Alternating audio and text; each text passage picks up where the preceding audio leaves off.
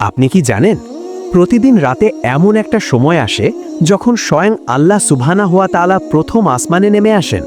হ্যাঁ, ঠিক শুনেছেন, আল্লাহ রাব্বুল আলামিন নিজে নেমে আসেন এবং বলেন, কে আছো আমাকে ডাকবে, আমি তার ডাকে সাড়া দেব।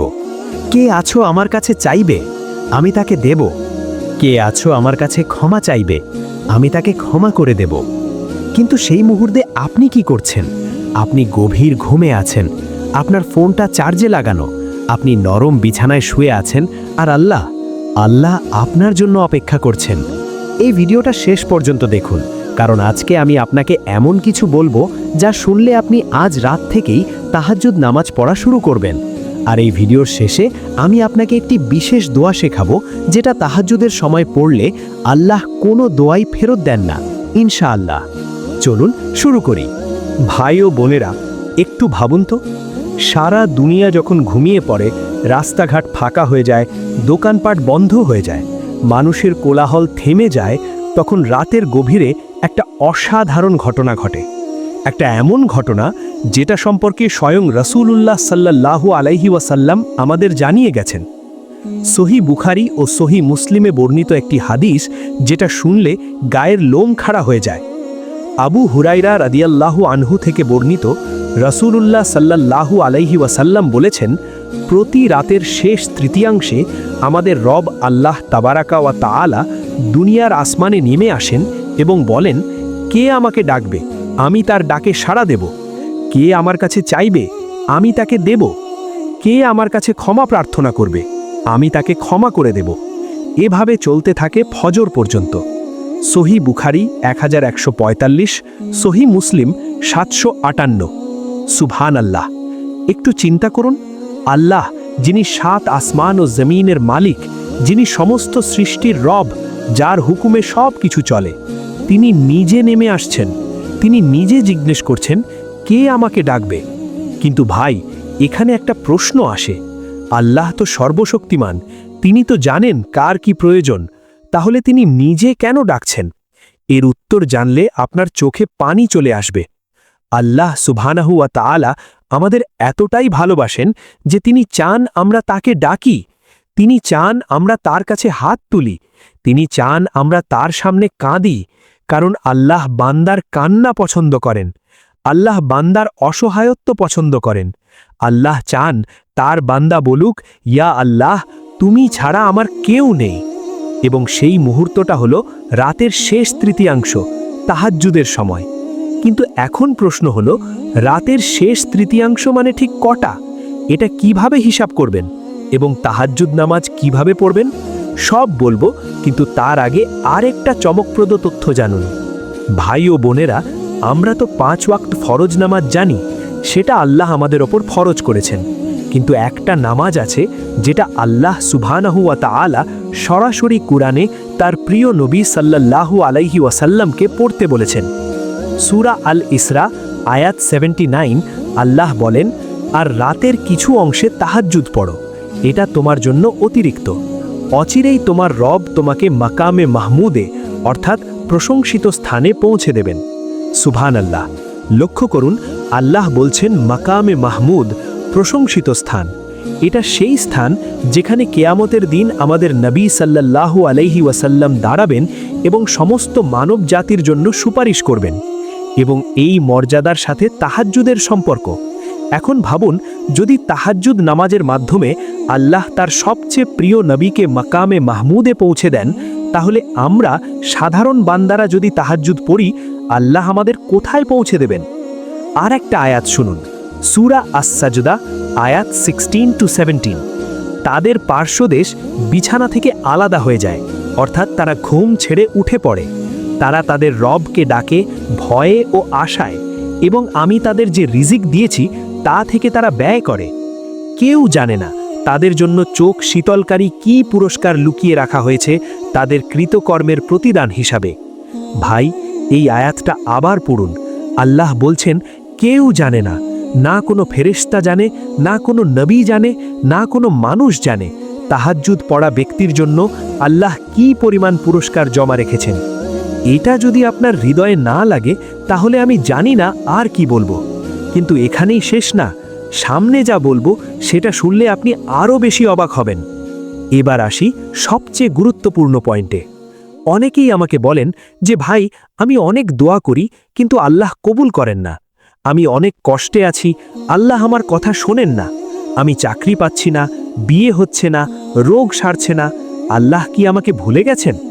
না ভাই, আল্লাহ আপনাকে ভোলেননি, কিন্তু আপনি কি সেই সময়ে দোয়া করছেন যখন আল্লাহ নিজে বলছেন চাও? আপনি দিনের বেলায় দোয়া করছেন, সেটা ভালো। আপনি নামাজের পরে দোয়া করছেন, সেটাও ভালো।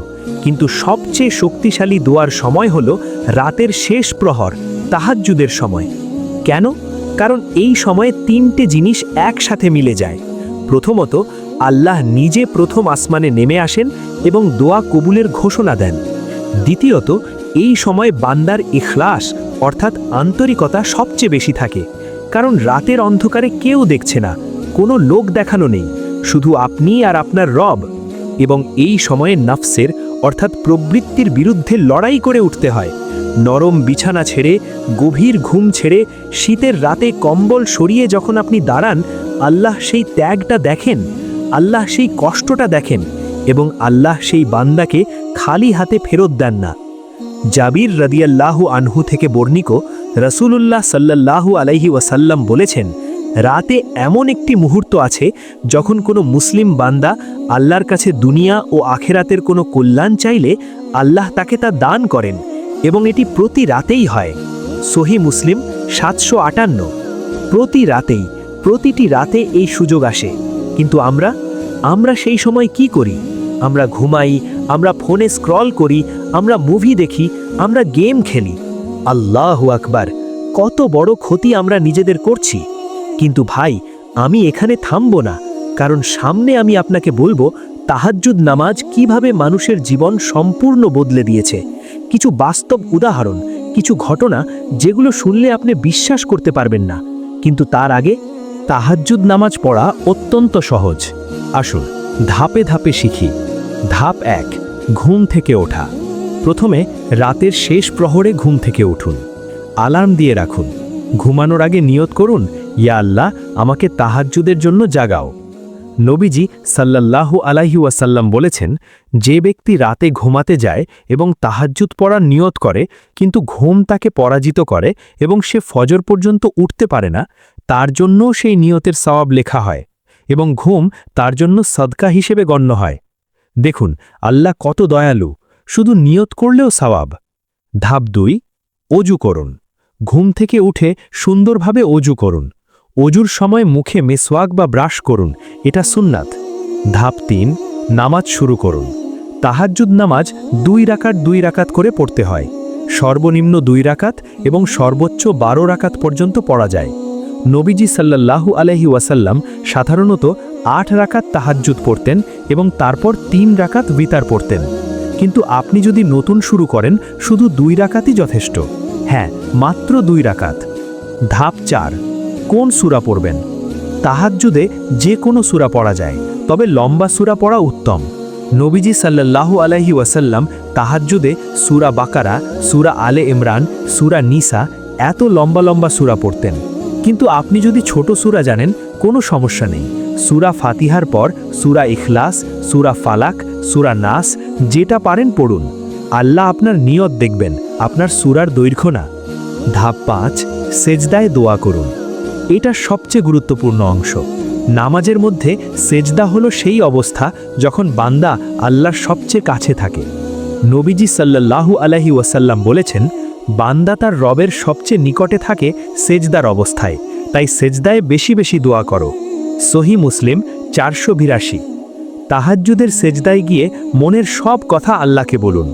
বাংলায় বলুন, আরবিতে বলুন, যেভাবে পারেন বলুন। কাঁদুন, চোখের পানি ফেলুন।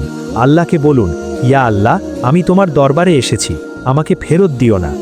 ধাপ 6, নামাজ শেষ করে 2 হাত তুলে আল্লাহর কাছে চান। এটা দোয়া কবুলের সোনালি সময়।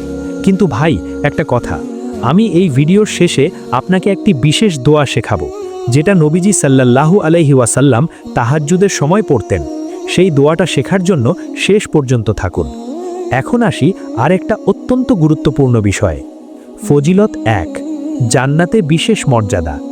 আল্লাহ সুবহানাহু ওয়া তাআলা কুরআনে বলেছেন, তাহাজ্জুদ পড়া ব্যক্তিদের জন্য এমন নেয়ামত রেখেছেন যা কোনো চোখ দেখেনি, কোনো কান শোনেনি, কোনো মানুষের হৃদয়ে কল্পনাও আসেনি। সূরা আস-সাজদা 17। ফজিলত 2, ফরজ নামাজের পরে সর্বশ্রেষ্ঠ নামাজ। আবু হুরায়রা রাদিয়াল্লাহু আনহু থেকে বর্ণিত, রাসূলুল্লাহ সাল্লাল্লাহু আলাইহি ওয়াসাল্লাম বলেছেন, ফরজ নামাজের পরে সর্বশ্রেষ্ঠ নামাজ হল রাতের নামাজ, তাহাজ্জুদ। সহিহ মুসলিম 1163। ফজিলত 3, গুনাহ মাফ হয়। তাহাজ্জুদ পড়লে আল্লাহ গুনাহ মাফ করে দেন, কারণ এই সময়ে আল্লাহ নিজে ক্ষমা প্রার্থনাকারীদের ক্ষমা করেন। ফজিলত 4, দোয়া কবুল হয়। এটা আমরা আগেই আলোচনা করেছি। রাতের শেষ প্রহরে দোয়া কবুল হয়, এটা সহিহ হাদিস দ্বারা প্রমাণিত। ফজিলত 5, চেহারায় নূর আসে। তাহাজ্জুদ পড়া ব্যক্তির চেহারায় আলাদা একটা উজ্জ্বলতা থাকে, তার চেহারায় নূর ঝলকায়, মানুষ তাকে দেখলে আকৃষ্ট হয়। ফজিলত 6, রিজিক বৃদ্ধি পায়। হ্যাঁ, তাহাজ্জুদের সাথে রিজিকের সম্পর্ক আছে, কারণ আল্লাহ যখন বলেন চাও আমি দেব, সেখানে দুনিয়াবি প্রয়োজনও অন্তর্ভুক্ত। চাকরি, ব্যবসা, সংসার সব কিছুর জন্য তাহাজ্জুদে দোয়া করুন। ফজিলত 7, অন্তরে প্রশান্তি আসে। যারা তাহাজ্জুদ পড়েন তারা একটা বিষয় লক্ষ্য করেন, তাদের মনে অদ্ভুত একটা শান্তি নেমে আসে, দুশ্চিন্তা কমে যায়, হতাশা দূর হয়, কারণ তারা জানেন তাদের রব তাদের কথা শুনেছেন। ফজিলত 8, জাহান্নাম থেকে মুক্তি। তাহাজ্জুদ পড়া ব্যক্তি আল্লাহর রহমতের এত কাছে থাকে যে জাহান্নামের আগুন তাকে স্পর্শ করার সাহস পায় না, ইনশাআল্লাহ। ফজিলত 9, ফেরেশতাদের সাক্ষ্য। তাহাজ্জুদের সময় ফেরেশতারা উপস্থিত থাকেন, তারা সেই বান্দার জন্য আল্লাহর কাছে সুপারিশ করেন, তারা আল্লাহর কাছে সেই বান্দার প্রশংসা করেন। ফজিলত 10, নবীদের আমল। তাহাজ্জুদ ছিল প্রতিটি নবীর আমল। ইব্রাহিম আলাইহিসসালাম, দাউদ আলাইহিসসালাম, সুলাইমান আলাইহিসসালাম, মুসা আলাইহিসসালাম সবাই রাতের নামাজ পড়তেন। আর আমাদের প্রিয় নবী মুহাম্মদ সাল্লাল্লাহু আলাইহি ওয়াসাল্লাম, তিনি তো এত বেশি তাহাজ্জুদ পড়তেন যে তার পা ফুলে যেত। আয়েশা রাদিয়াল্লাহু আনহা একবার বললেন, ইয়া রাসূলাল্লাহ, আল্লাহ তো আপনার আগের এবং পরের সব গুনাহ মাফ করে দিয়েছেন, তারপরেও আপনি এত কষ্ট করে রাতে নামাজ পড়েন কেন?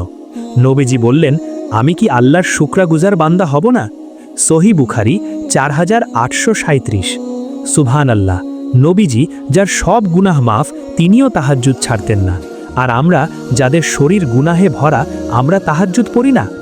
এবার আসি এমন একটা বিষয়ে যেটা অনেকেই জানেন না। ভাই ও বোনেরা, আপনি কি জানেন ইতিহাসের সবচেয়ে সফল মুসলিম ব্যক্তিত্বদের মধ্যে একটা কমন বৈশিষ্ট্য কী ছিল? তারা সবাই তাহাজ্জুদ পড়তেন। সালাহুদ্দিন আইয়ুবী রাহিমাহুল্লাহ, যিনি ক্রুসেডারদের পরাজিত করে বাইতুল মুকাদ্দাস জয় করেছিলেন, তিনি প্রতি রাতে তাহাজ্জুদ পড়তেন। যুদ্ধের ময়দানেও তিনি তাহাজ্জুদ ছাড়তেন না। তিনি বিশ্বাস করতেন জয় আসে আল্লাহর কাছ থেকে, এবং আল্লাহর সাহায্য পাওয়ার সবচেয়ে শক্তিশালী মাধ্যম হল রাতের নামাজ। মোহাম্মদ আল ফাতি রাহিমাহুল্লাহ, যিনি কনস্ট্যান্টিনোপল জয় করেছিলেন, তিনিও তাহাজ্জুদ পড়তেন। কনস্ট্যান্টিনোপল অবরোধের আগের রাতে তিনি সারা রাত তাহাজ্জুদ পড়ে কেঁদে কেঁদে আল্লাহর কাছে সাহায্য চেয়েছিলেন। আর পরের দিন ইতিহাস সাক্ষী, সেই অসম্ভব বিজয় সম্ভব হয়েছিল। ইমাম শাফি রাহিমাহুল্লাহ, ইসলামী জ্ঞানের মহাসাগর, তিনি রাতকে 3 ভাগে ভাগ করতেন। 1 ভাগ ইলম অর্জন, 1 ভাগ তাহাজ্জুদ এবং 1 ভাগ ঘুম। তার জ্ঞানের গভীরতা দেখলে বোঝা যায় যে আল্লাহ তাকে কত বেশি দিয়েছেন। এবং এটা শুধু অতীতের কথা নয়, আজকের যুগেও যারা তাহাজ্জুদ নিয়মিত পড়েন, তারা দেখেন জীবনে অদ্ভুত পরিবর্তন আসে। কারো হঠাৎ চাকরি হয়ে যায়, কারো ব্যবসায় বরকত আসে, কারো বিয়ের ব্যবস্থা হয়ে যায়, কারো রোগ সেরে যায়, কারো পারিবারিক সমস্যা দূর হয়ে যায়। কেন? কারণ তাহাজ্জুদ হলো আল্লাহর কাছে সরাসরি লাইন, কোনো মাধ্যম নেই, কোনো বাধা নেই, শুধু আপনি আর আপনার রব। কিন্তু এখন একটা প্রশ্ন অনেকের মনে আসে। অনেকেই জানতে চান তাহাজ্জুদের সময় ঠিক কখন শুরু হয়? রাত 3টায়, 2টায়, 4টায়? চলুন এটা একদম পরিষ্কার করে বুঝে নিই। তাহাজ্জুদের সময় হলো ঈশার নামাজের পর থেকে ফজরের আজানের আগ পর্যন্ত। হ্যাঁ, টেকনিক্যালি ঈশার পর যে কোনো সময় তাহাজ্জুদ পড়া যায়, কিন্তু সবচেয়ে উত্তম সময় হলো রাতের শেষ তৃতীয়াংশ। এটা হিসাব করা খুব সহজ। ধরুন আপনার এলাকায় মাগরিবের আজান হয় সন্ধ্যা 6টায় এবং ফজরের আজান হয় ভোর 5টায়। তাহলে মাগরিব থেকে ফজর পর্যন্ত মোট সময় আসে 11 ঘন্টা। 11 ঘন্টাকে 3 দিয়ে ভাগ করুন, প্রায় 3 ঘন্টা 40 মিনিট। তাহলে রাতের শেষ তৃতীয়াংশ শুরু হবে ফজরের প্রায় 3 ঘন্টা 40 মিনিট আগে, অর্থাৎ রাত 1টা 20 মিনিটের দিকে।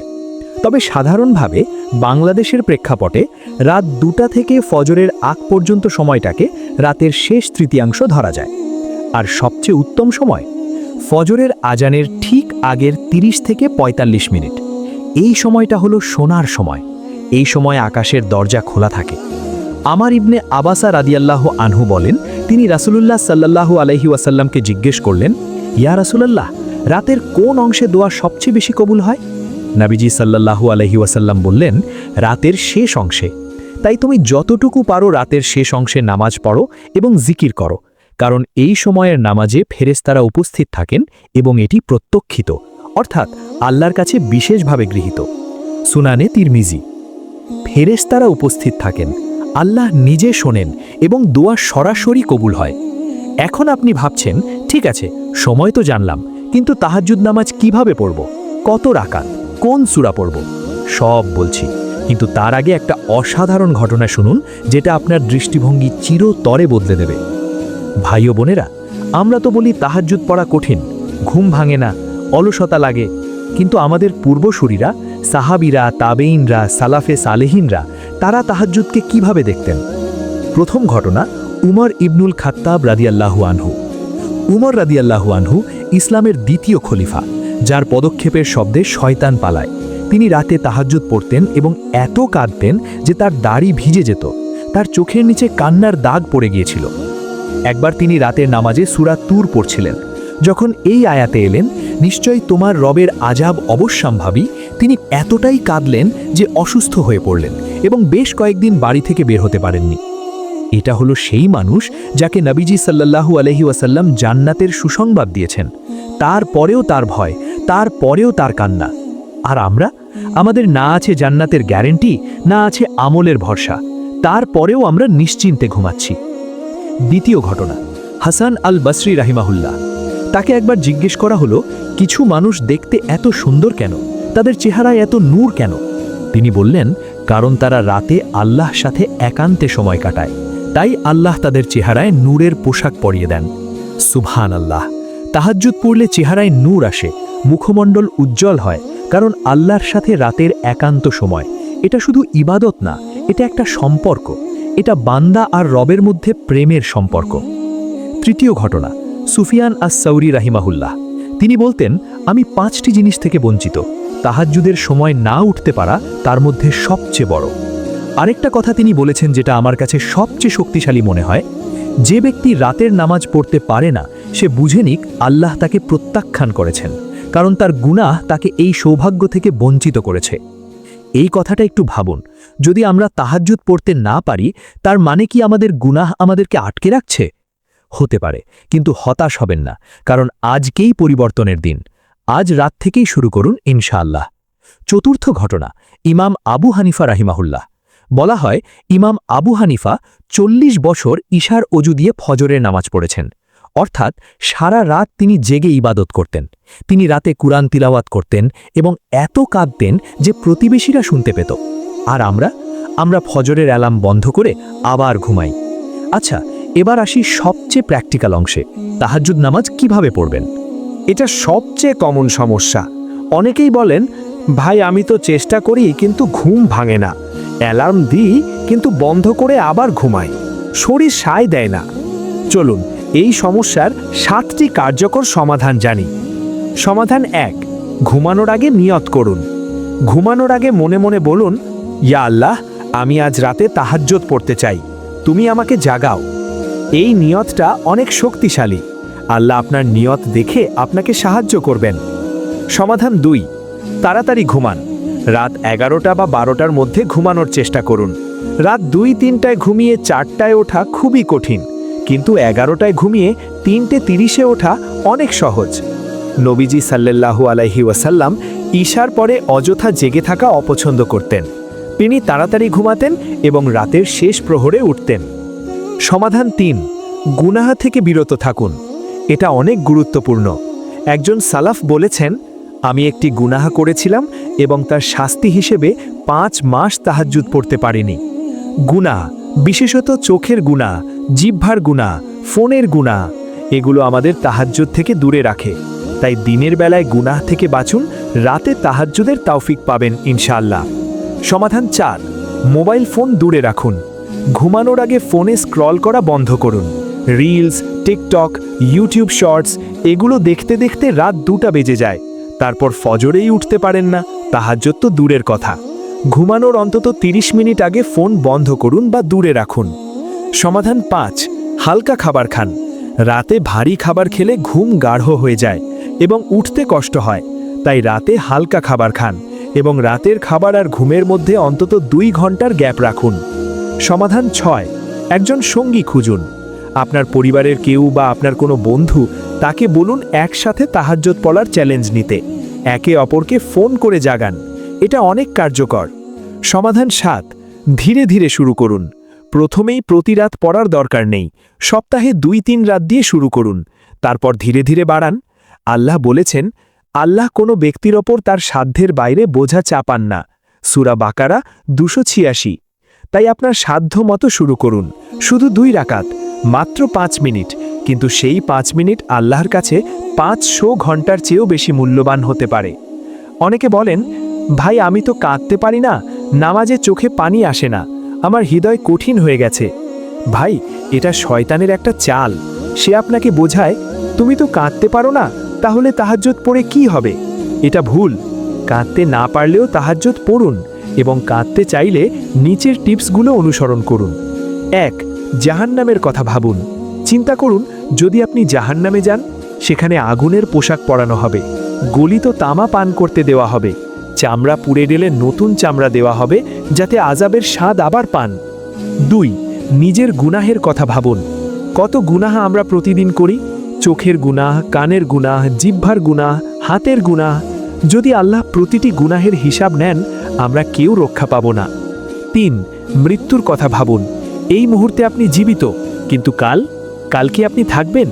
যদি আজকেরই আপনার শেষ রাত হয়, যদি আজকের তাহাজ্জুদই আপনার শেষ তাহাজ্জুদ হয়। 4, আল্লাহর রহমতের কথা ভাবুন। আল্লাহ কত দয়ালু। আমরা এত গুনাহ করি, তারপরেও তিনি আমাদের শ্বাস দিচ্ছেন, খাবার দিচ্ছেন, বেঁচে থাকার সুযোগ দিচ্ছেন। তিনি আমাদের আরেকটা সুযোগ দিচ্ছেন তওবা করার। 5, কাঁদার ভান করুন। হ্যাঁ, একটি হাদিসে এসেছে, যদি কাঁদতে না পারো তাহলে কাঁদার মতো চেহারা বানাও। এটা কপটতা না, এটা চেষ্টা। আল্লাহ আপনার চেষ্টা দেখে একসময় সত্যিকারের কান্না দেবেন ইনশাল্লাহ। এবং বিশ্বাস করুন, যেদিন আপনি প্রথমবার তাহাজ্জুদের সিজদায় গিয়ে সত্যিকারের কাঁদতে পারবেন, সেদিন আপনি বুঝবেন দুনিয়ার সব সুখ এই কান্নার কাছে কিছুই না। ভাই ও বোনেরা, একটা বিষয় আমি আলাদাভাবে বলতে চাই। তাহাজ্জুদের সাথে কোরআনের একটা গভীর সম্পর্ক আছে। আল্লাহ সুবহানাহু ওয়া তাআলা সূরা মুজ্জাম্মিলে বলেছেন, হে বস্ত্রাবৃত নবী, রাতে দাঁড়াও, সামান্য কিছু বাদ দিয়ে, অর্ধরাত কিংবা তার চেয়ে একটু কম অথবা তার চেয়ে একটু বেশি, আর কোরআন ধীরে ধীরে তেলাওয়াত করো। সূরা মুজ্জাম্মিল 1-4। লক্ষ্য করুন, আল্লাহ রাতের নামাজের কথা বলতে গিয়ে কোরআন তেলাওয়াতের কথা বিশেষভাবে বলেছেন, কারণ রাতের নীরবতায় কোরআন তেলাওয়াতের প্রভাব দিনের তুলনায় অনেক বেশি। এবং এর পরের আয়াতে আল্লাহ বলেছেন, নিশ্চয়ই রাতে ওঠা মনকে দৃঢ় করতে এবং কথাকে স্পষ্ট করতে অধিক কার্যকর।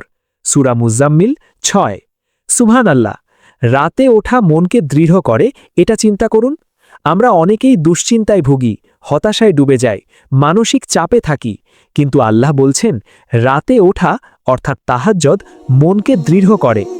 আধুনিক সাইকোলজিও বলে, ভোরের শান্ত পরিবেশে মেডিটেশন করলে মানসিক স্বাস্থ্য ভালো হয়, কিন্তু আমরা মুসলিমরা 1400 বছর আগেই এই রহস্য জেনে গেছি। তাই তাহাজ্জুদের নামাজে লম্বা সূরা পড়ুন, সূরা ইয়াসিন পড়ুন, সূরা আর রহমান পড়ুন, সূরা মুলক পড়ুন, সূরা বাকিয়া পড়ুন এবং রুকু সেজদায় অনেকক্ষণ থাকুন, তাসবিহ পড়ুন, আল্লাহর কাছে কাঁদুন। এবার আসি এমন একটা পয়েন্টে যেটা সম্পর্কে খুব কম মানুষই জানেন। আপনি কি জানেন তাহাজ্জুদ নামাজ আপনাকে শত্রুদের ষড়যন্ত্র থেকে রক্ষা করতে পারে? ইমাম ইবনুল কয়্যিম রাহিমাহুল্লাহ তার বিখ্যাত কিতাব জাদুল মাআদে লিখেছেন, রাতের নামাজ শরীরকে শক্তিশালী করে, চেহারাকে উজ্জ্বল করে, অন্তরকে পরিষ্কার করে এবং শত্রুদের থেকে সুরক্ষা দেয়। আমাদের পূর্বসূরীরা যখন কোনো বড় বিপদে পড়তেন, কোনো শত্রুর মুখোমুখি হতেন, তারা সবার আগে তাহাজ্জুদে দাঁড়াতেন, কারণ তারা জানতেন তাহাজ্জুদ হলো সবচেয়ে শক্তিশালী অস্ত্র।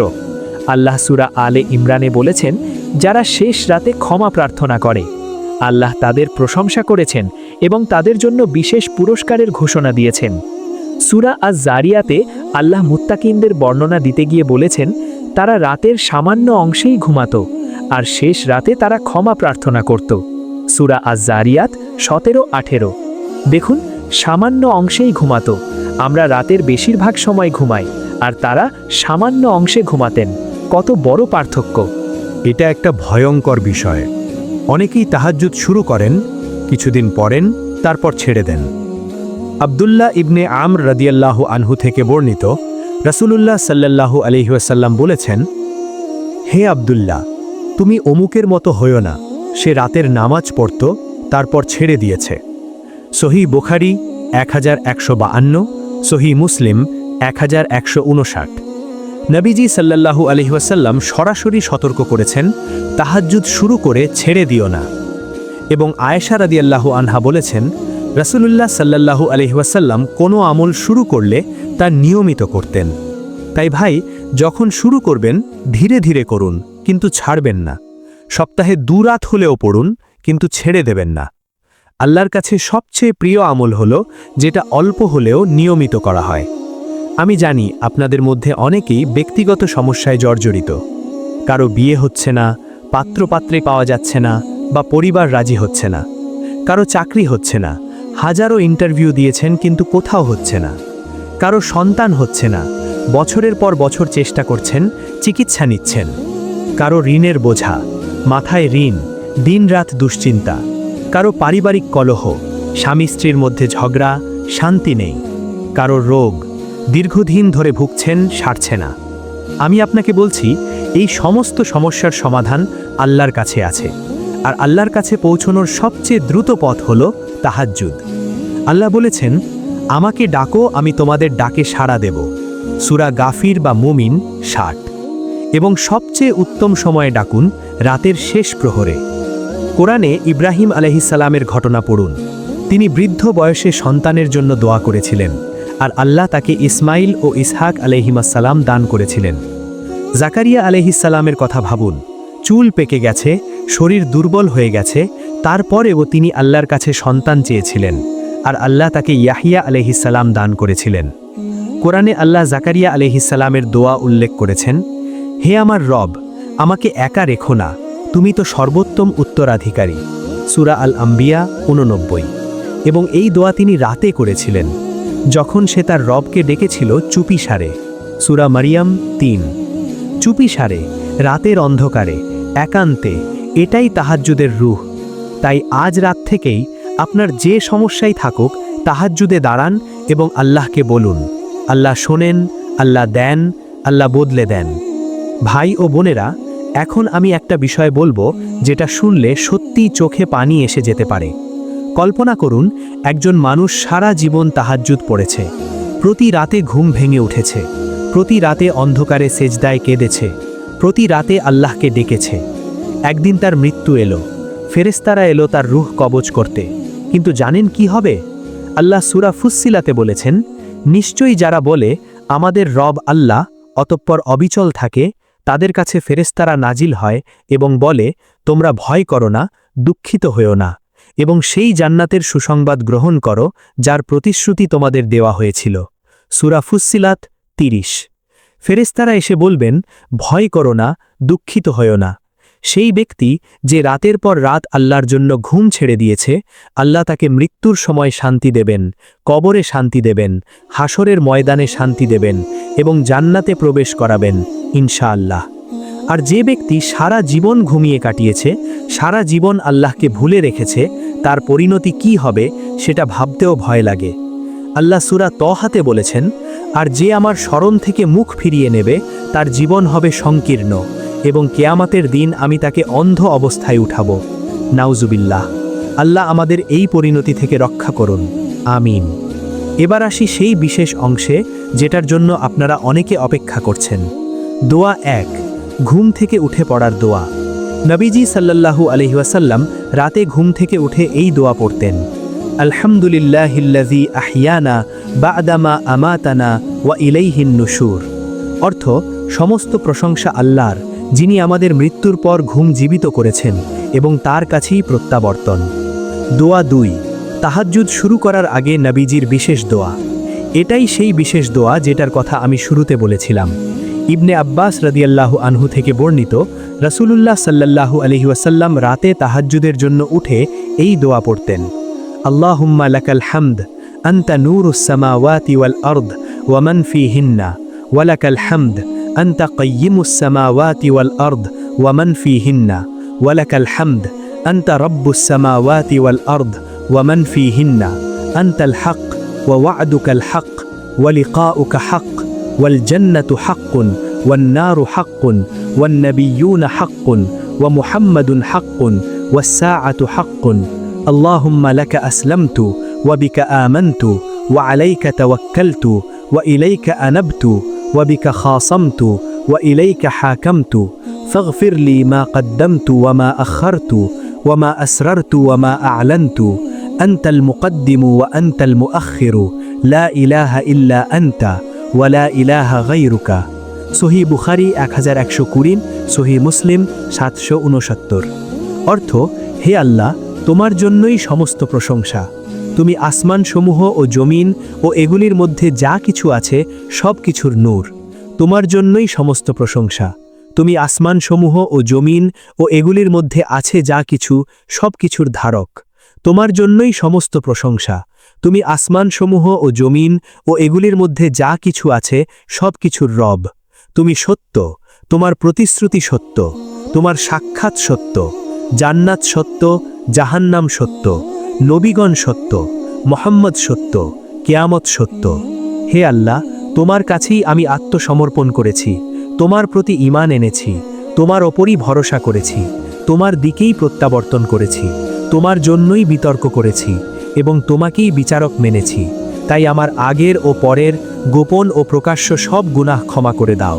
তুমিই অগ্রসরকারী, তুমিই পশ্চাৎমুখীকারী, তুমি ছাড়া কোনো ইলাহ নেই, তুমি ছাড়া কোনো মাবুদ নেই। দোয়া 3, সেজদায় পড়ার দোয়া। সেজদায় গিয়ে সুবহান রাব্বিয়াল আ'লা পড়ার পর এই দোয়া করুন।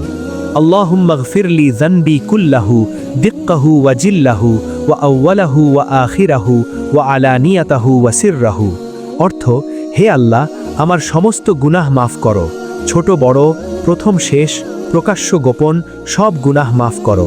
সহিহ মুসলিম 483। দোয়া 4, তাহাজ্জুদের পরে পড়ার দোয়া। নামাজ শেষ করে হাত তুলে আল্লাহর কাছে চান। এই সময় ইস্তেগফার করুন। আস্তাগফিরুল্লাহ, আস্তাগফিরুল্লাহ, আস্তাগফিরুল্লাহ 3 বার। তারপর বলুন, আল্লাহুম্মা আনতাস সালাম ওয়া মিনকাস সালাম তাবারাকতা ইয়া যাল জালালি ওয়াল ইকরাম। ভাই ও বোনেরা, এতক্ষণ আপনি অনেক কিছু জানলেন। তাহাজ্জুদের ফজিলত জানলেন, সময় জানলেন, নিয়ম জানলেন, দোয়া জানলেন। কিন্তু জ্ঞান কাজে না লাগালে সেটা আপনার বিরুদ্ধে হুজ্জত বা প্রমাণ হয়ে যাবে কিয়ামতের দিন। তাই আমি আপনাকে একটি চ্যালেঞ্জ দিচ্ছি। আগামী 7 দিন প্রতি রাতে তাহাজ্জুদ পড়ুন। শুধু 2 রাকাত, মাত্র 5-10 মিনিট। ফজরের 30 মিনিট আগে উঠুন। শুধু 7 দিন। এই 7 দিনে আপনি নিজেই দেখবেন আপনার জীবনে কি পরিবর্তন আসে, আপনার মনে কি শান্তি আসে, আপনার দোয়ায় কি শক্তি আসে। আর যদি 7 দিন পরেও আপনি কোনো পরিবর্তন অনুভব না করেন, তাহলেও ক্ষতি নেই, কারণ আপনি 7 দিন আল্লাহর জন্য ঘুম ছেড়েছেন, এর সওয়াব তো আছেই।